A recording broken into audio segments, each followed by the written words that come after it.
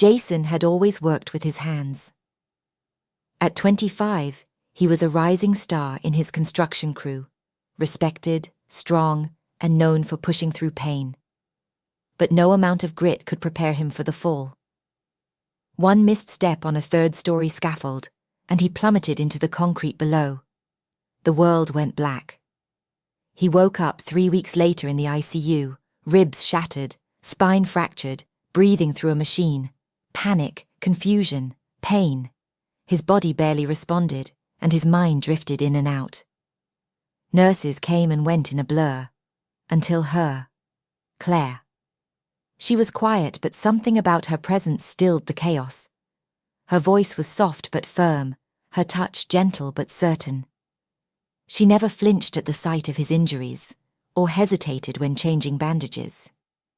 She didn't talk down to him or offer false hope. She was real, and she listened. "Your body's been through hell," she told him during a long night shift. "But it's still yours. You're still here. You've got a future to build, one day at a time." Jason barely spoke those first days. His pride stung worse than his wounds. But he watched her. How she checked on the older patients first. How she sat with a grieving family long after her shift ended. How she always made sure his water was cold and his room quiet. He began looking forward to her shifts. In the weeks that followed, Jason started talking. Just little things. Favorite bands. A movie he watched as a kid. She told him about her little garden at home and the stray cat who refused to leave her porch. Their small exchanges became the light in his long, painful days. He saw her differently now. Not just a nurse, but a woman with fire in her heart and strength in her soul.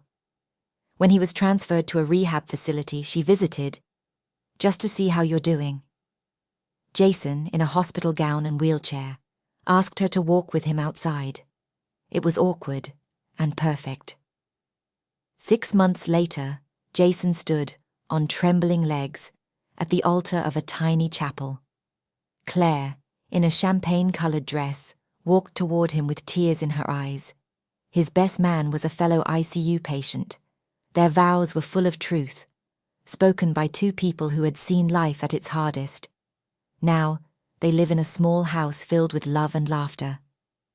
Jason runs his own construction company. Claire works part-time at the same hospital. They have 2 boys and a baby girl, who loves watching the stars from their porch swing. Sometimes, Jason walks into the hospital where it all began, just to leave a thank you note at the ICU desk. Because love saved him, right there on the ICU floor.